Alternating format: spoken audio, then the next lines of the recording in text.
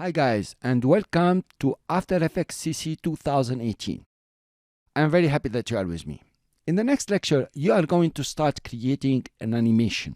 You're going to start working with After Effects, I promise you. But before that, we need to set two important preferences.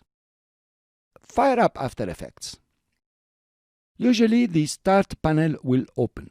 You can use it if you like, but I prefer that we close it and start setting our preferences. If you are on Windows, you will go to Edit, and then you go to Preferences, and then to General. If you are on the Mac, Preferences will be under After Effects CC. It's maybe the third or fourth option. So go to Preferences, General. You will have the Preferences panel open for you. Here, you are going to set two very important preferences. The first one is Default Spatial Interpolation to Linear.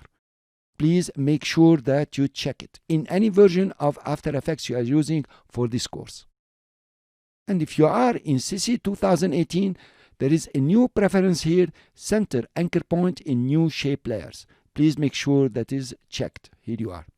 And then click OK. Now you're ready to start creating your first animation in the next lecture. And let's have some fun.